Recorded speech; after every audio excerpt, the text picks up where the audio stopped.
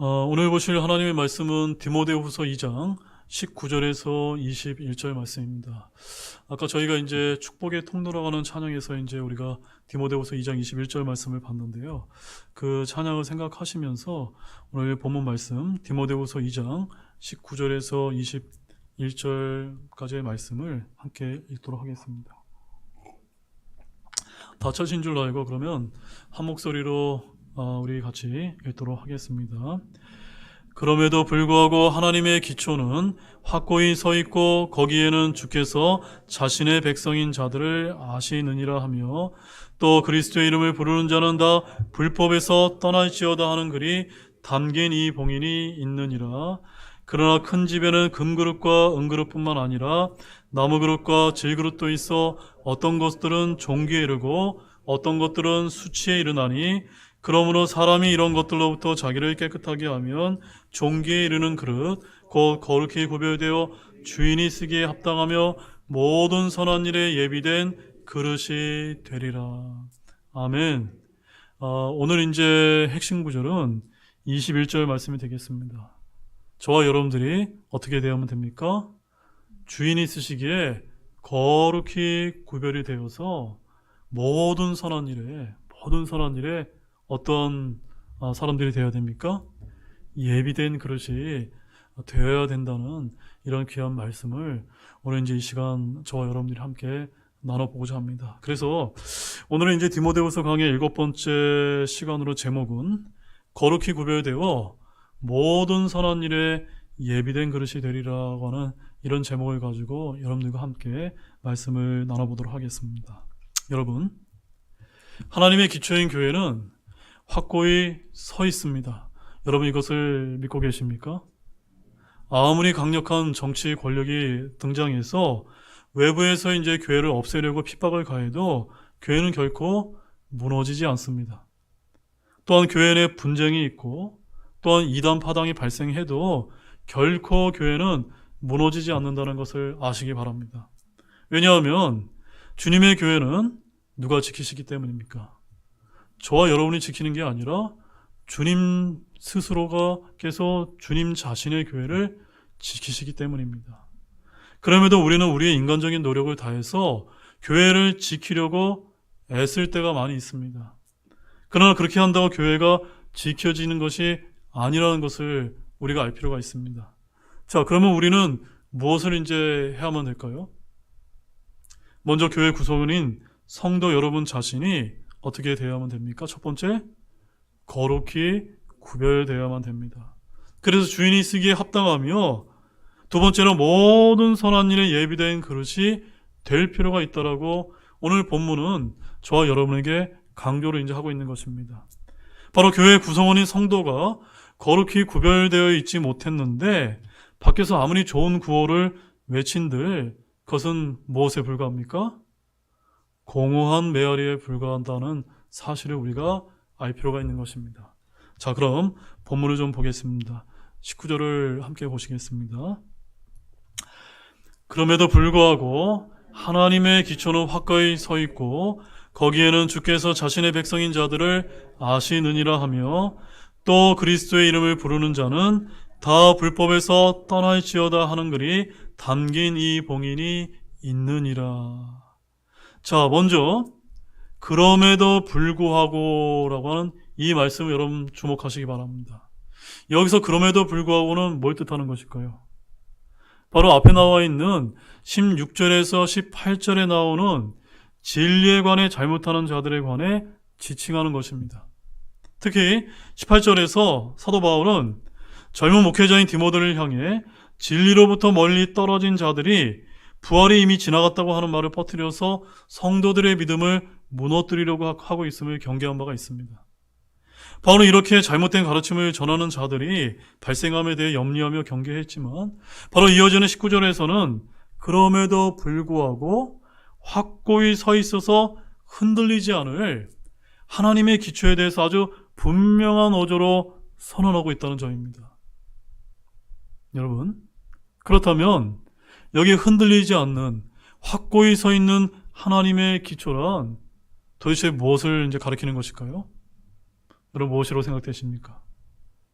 여기에는 여러 가지 이제 견해들이 있지만 문맥상 가장 타당한 견해는 교회라고 저는 그렇게 생각을 하고 있습니다. 왜냐하면 바울은 19절 하반절에서 주께서 아시는 자신의 백성에 대해서 언급하고 있기 때문입니다. 거짓 교사들의 온갖 회방에도 불구하고 하나님의 확고한 기초인 교회는 결코 무너지지 않음을 우리에게 나타내 보여주고 있는 것입니다. 여러분, 예나 지금이나 교회에는 언제나 진리에 관하여 잘못하는 자가 있고 심지어 이단들도 있기 마련이라는 사실을 아시기를 바랍니다. 자, 우리 고린도전서 11장 18절에서 19절 말씀을 한번 찾아보시겠습니다.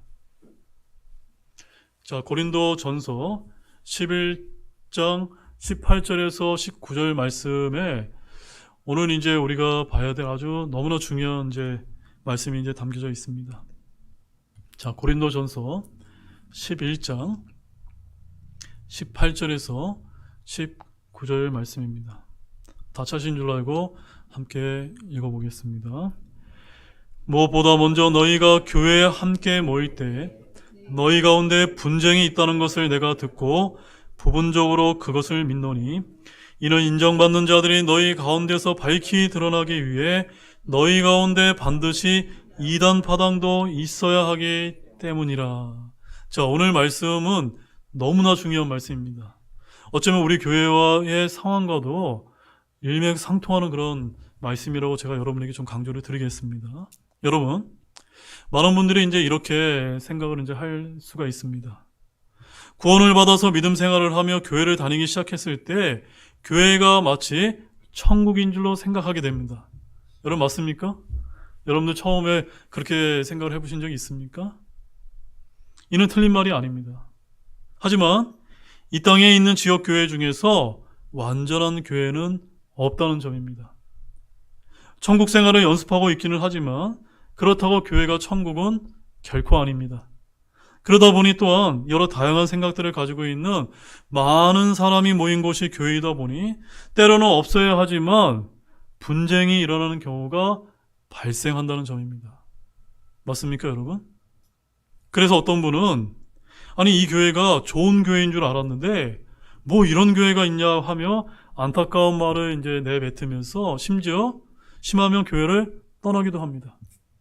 하지만 또 어떤 분들은 이 땅에 완벽한 교회가 없음을 너무나 잘 알고 있기 때문에 자신의 믿음을 지키며 참고 인내하며 이 교회의 자리를 지킨다는 점입니다. 여러분 전자에 속하기를 원하십니까? 후자에 속하기를 원하십니까? 모두가 후자에 속하시는 저와 여러분이 되기를 원합니다. 여러분, 사도 바울이 어떤 사람입니까? 신약 성경의 대부분을 쓴 위대한 그런 사도가 아닙니까? 이런 분이 사역을 했던 지역교회에서도 무엇이 있었습니까? 분쟁이 있었고 이단 파당이 이제 발생했다라고 말하고 있지 않습니까? 그러나 여러분 오해하지 마십시오. 지역교회에 분쟁이 있어도 된다고 하는 그런 뜻이 아닙니다. 분쟁이 없으면 너무나 좋지만 교회라는 곳이 꼭 그렇게 이상적이지만은 않을 수 있다는 점을 우리가 좀 이해할 필요가 있다는 점입니다. 그래서 사도 바울도 18절에서 뭐라고 얘기합니까? 분쟁이 발생을 했는데 내가 듣고 부분적으로 그것을 믿노니라고 이렇게 이제 말하고 있는 것입니다. 심지어 교회 안에는 또 무엇도 이제 생겨납니까? 이단 파단도 이제 생겨난다고 말하고 있지 않습니까? 근데 더욱더 웃긴 것은요, 이것이 이제 지금 우리 교회 이야기가 아닙니다. 바울이 가르치고 사역했던 바로 고린도 교회의 이야기라는 점입니다. 우리가 성경을 있는 그대로 믿는다면 이 말씀도 믿어야 될까요? 안 될까요? 믿어야만 됩니다. 근데 성경이 뭐라고 말씀하고 있습니까? 잘 보십시오. 뭐라고 말씀하고 있습니까? 성도들 가운데 반드시 있어야 할 것이 하나가 있는데 그것이 무엇이라고 지금 말씀하고 있습니까? 이단 파당이라고 말씀하고 있지 않습니까? 이단 파당. 이단 파당이 교회 안에 반드시 있어야 된다고 이제 말씀하고 있는 것입니다. 뭐라고요? 이단 파당이 있어야 된다고요? 네, 그렇습니다.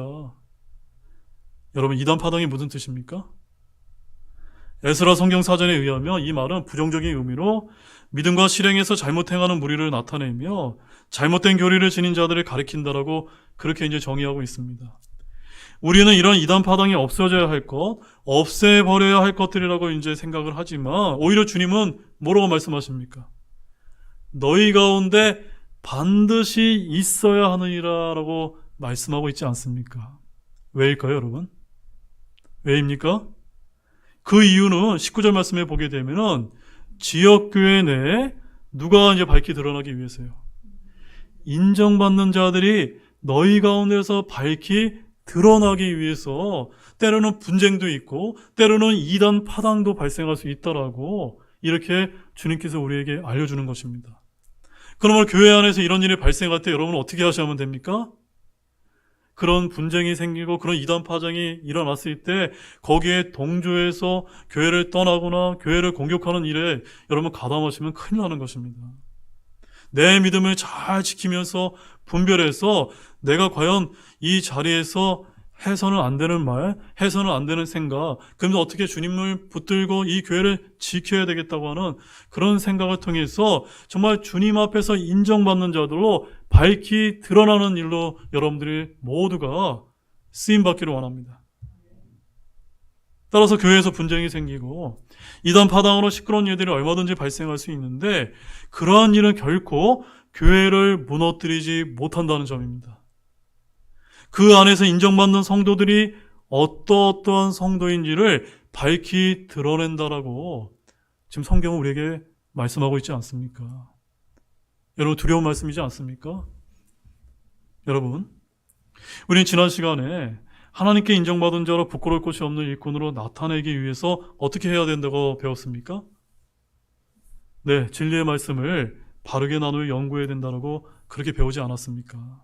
즉 하나님께서 아무리 좋은 교회라고 해도 사탄의 공격을 허락하시고 교회 내에 이런저런 문제들이 발생하게 될 수도 있는데 그럴 때 진리의 말씀을 바르게 나누어 연구하여 제대로 분별한 성도들은 어떤 모습을 보여줄까요?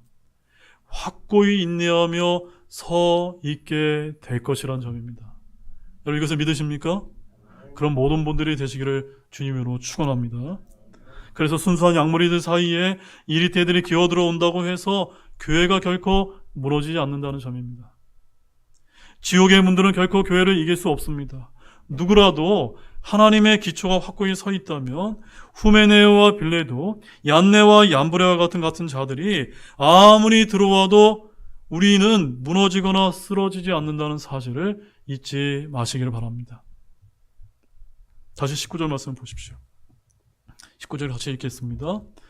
그럼에도 불구하고 하나님의 기초는 확고히 서 있고 거기에는 주께서 자신의 백성인 자들을 아시느니라 하며 또 그리스도의 이름을 부르는 자는 다 불법에서 떠날지어다 하는 글이 담긴 이 봉인이 있느니라.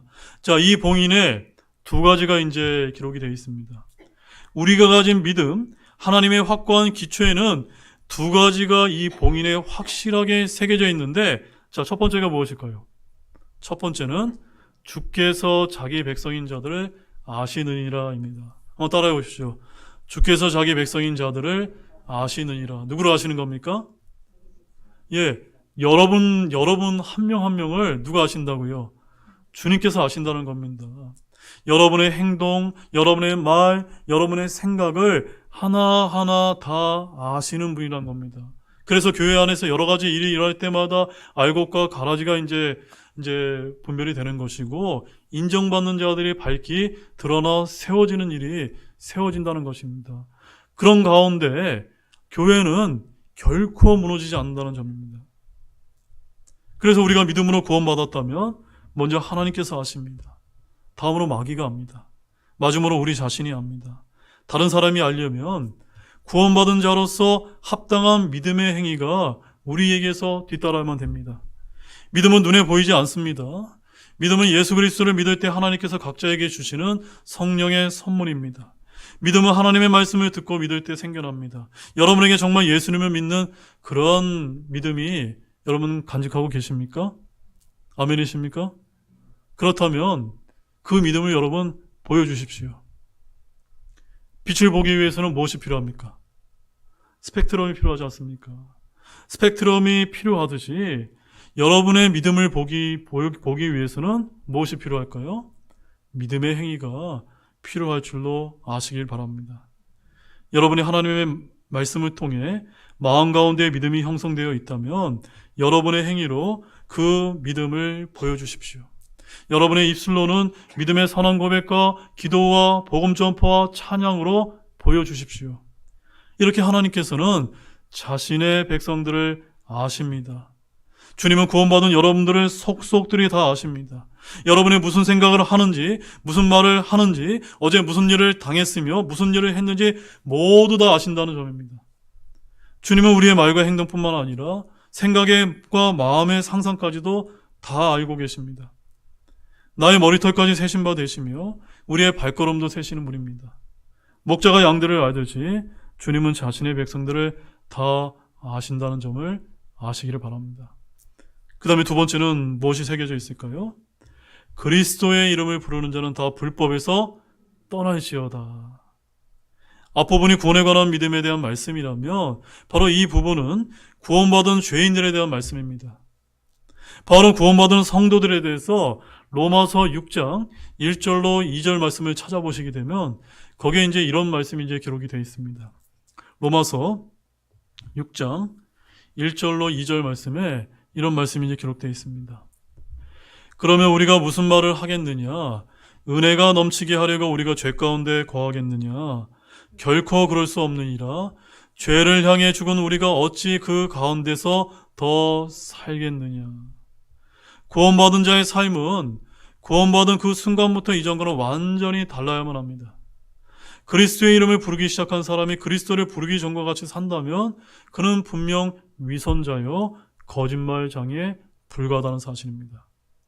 만약 예수 그리스도의 이름을 저와 여러분이 부르면서 전과 똑같이 산다면 밖에 있는 사람들은 여러분을 욕하기에 앞서 누구부터 먼저 모독하기 시작할까요?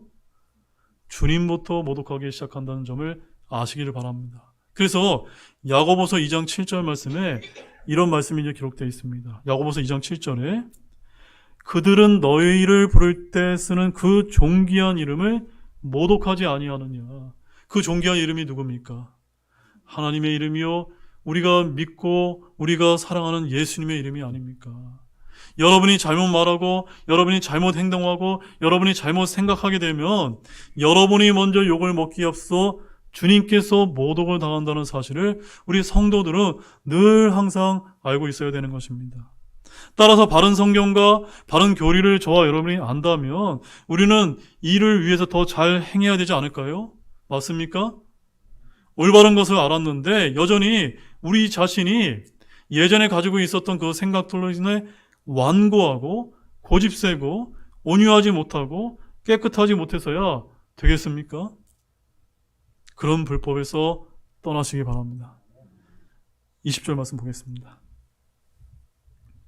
자, 같이 보겠습니다.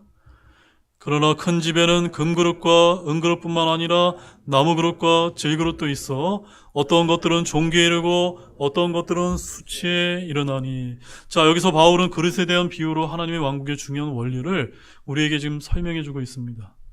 여러분의 집에는 어떤 그릇이 여러분 있습니까?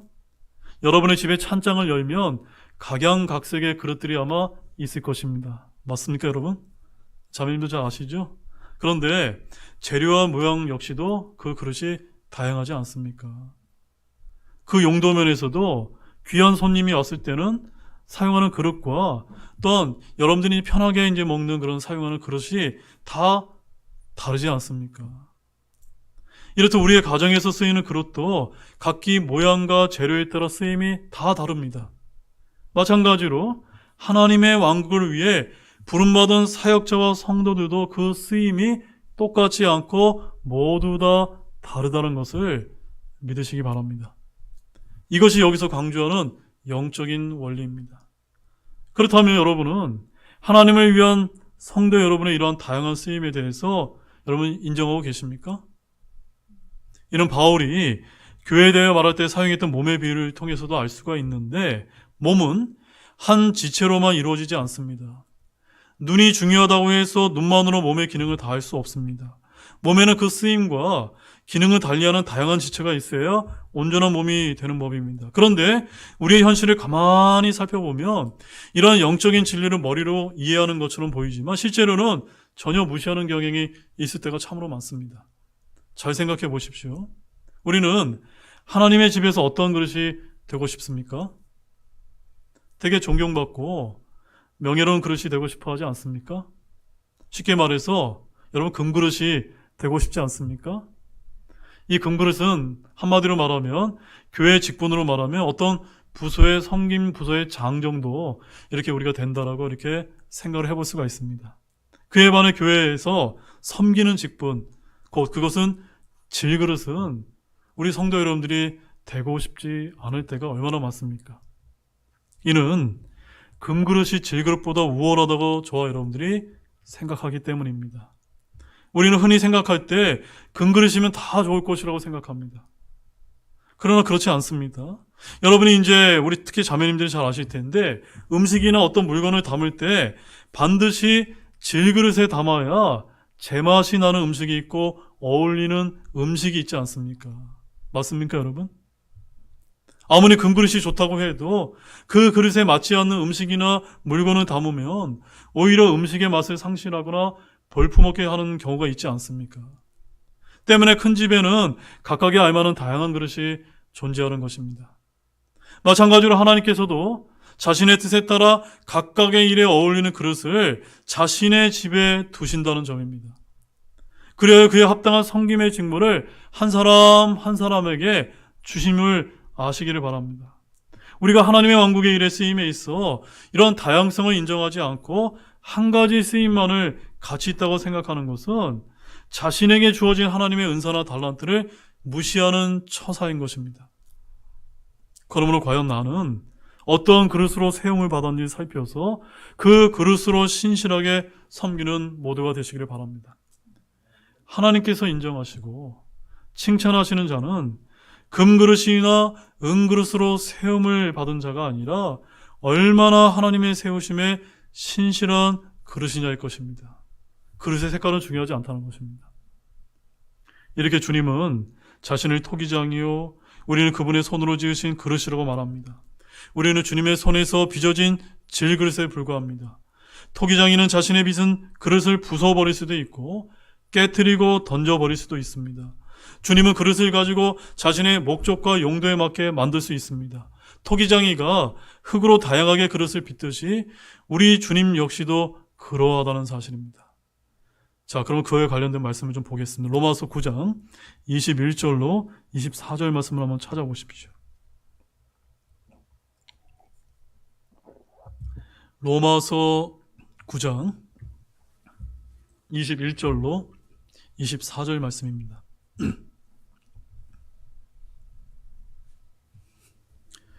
다 찾은 줄 알고도 같이 읽어보겠습니다. 토기장이가 같은 덩어리의 진흙으로 한 그릇을 만들어 종기에 이르게 하고 다른 하나를 만들어 수치에 이르게 할 권력이 없겠느냐? 만일 하나님께서 자신의 진노를 보이고 자신의 권능을 알리기 위하여 파멸시키기에 합당한 진노의 그릇들에게 심히 오래 참으심으로 인내하시고 이로써 영광에 이르도록 자신이 미리 예비한 긍휼의 그릇들에게 자신의 영광의 풍성함을 알리려 하셨다면 무슨 말을 하겠느냐?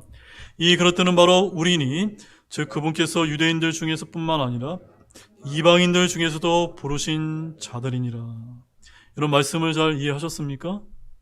흙으로 그릇을 빚으시는 것은 전적으로 누구의 권한입니까? 토기장인 주님의 권한이요 재량입니다. 우리는 이것을 주권이라고 부릅니다. 주님은 그릇을 자신의 뜻대로 빚을 수 있는 권한이 있습니다.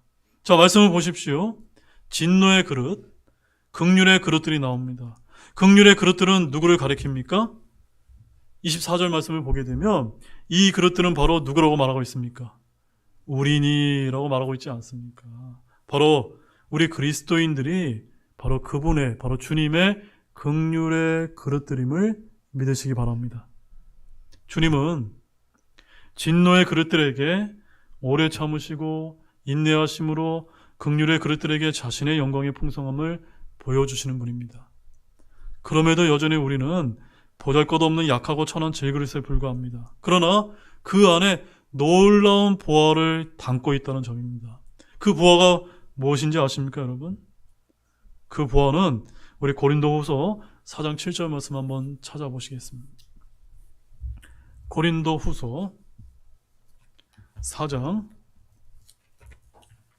7절 말씀입니다. 이 고린도 후서 4장 7절 말씀이 참 귀한 말씀인 것 같습니다.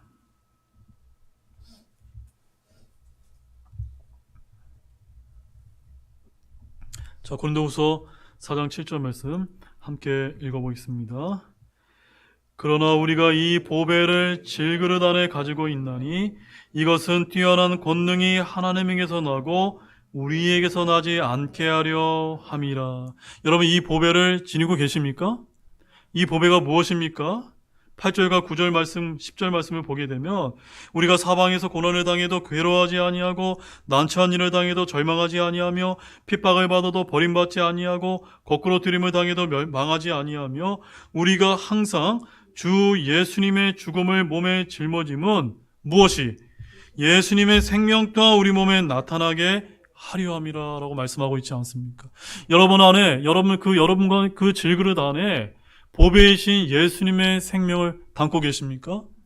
그러면 여러분이 사방에서 그 어려운 일을 당한다 할지라도 결코 쓰러지지 않음을 믿으시기 바랍니다. 그러므로 그릇의 가치는 그 내용물에 있는 것입니다. 무엇을 담았는가에 따라서 여러분의 가치가 달라짐을 아시기 바랍니다. 우리 안에 누가 계십니까? 예수 그리스도, 바로 성령님이 계십니다. 바로 영광의 주께서 계심을 굳게 믿는 모든 분들이 되시길 원합니다. 자, 우리 마지막 말씀은 21절 말씀입니다. 본문 21절 함께 읽겠습니다. 그러므로 사람이 이런 것들로부터 자기를 깨끗하게 하면 종기에 이르는 그릇, 거룩히 구별되어 주인이 쓰기에 합당하며 모든 선한 일에 예비된 그릇이 되리라. 자, 20절에서 하나님의 왕국에는 다양한 용도의 그릇이 있음과 더불어 이것들의 쓰임에 대해서 이제 우리가 살펴봤습니다. 성경은 아주 분명하게 그릇들의 쓰임에 대해 단 두 가지로 여기서 요약을 하고 있습니다. 곧 종기에 이르는 그릇이 있고 또 하나는 무엇입니까? 수치에 이르는 그릇이 있다. 두 가지가 뭐라고요? 종기에 이르는 그릇, 또 하나는 수치에 이르는 그릇입니다. 그러니까 여러분이 종기에 이르는 그릇이 되어야지 수치에 이르는 그릇이 되어서는 안 된다는 것입니다. 그래서 교회 안에 때로는 분쟁도 있고 이단 파당도 일어나서 인정받는 자들이 밝히 드러나는데 그 일을 통해서 여러분들이 종기에 이르는 그릇으로 쓰임 받으셔야 된다는 말씀입니다. 자, 그러면 이 둘을 구분짓는 결정적인 기준이 무엇입니까?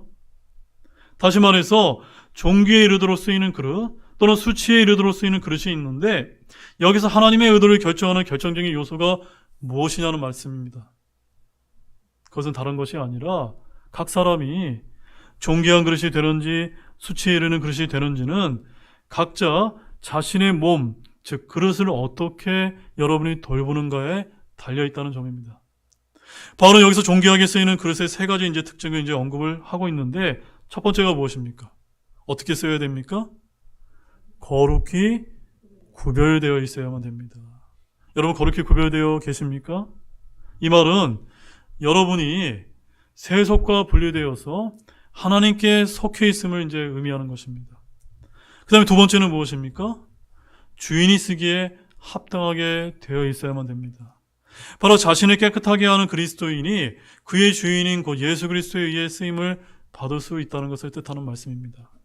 자, 세 번째는 무엇입니까? 모든 선한 일에 예비되어 있어야만 됩니다. 자, 여러분 이 말씀을 명심하십시오. 하나님의 집에서는 하나님의 말씀에 따라 깨끗하게 사는 자가 존귀하게 쓰임을 받는다는 점입니다. 이는 세상에서 사람이 쓰임을 받는 것과 전혀 다른 차원의 문제입니다. 세상에서 귀한 쓰임을 받는 사람은 재능과 능력이 많은 사람입니다. 그 사람의 속은 어떻게든 간에 외형적으로 드러나는 그의 능력만을 볼 뿐입니다. 물론 근래에 들어와서는 능력보다 사람들과의 관계나 인성에 조금씩 눈을 돌리는 성향을 보이는 것도 사실이지만 뭐니 해도 어떠한 일에 대한 합당한 사람을 선택할 때 결정적인 요인으로 작용하는 것은 세상에서는 능력이지 않습니까? 하지만 하나님의 집에서는 이 능력보다 더욱더 중요한 비교조차도 할 수 없는 중요한 것이 있다는 점입니다. 그것이 무엇인지 아십니까? 우리 야고보서 4장 8절 말씀 한번 보시기 바랍니다. 마지막 말씀으로 야고보서 4장 8절 말씀입니다.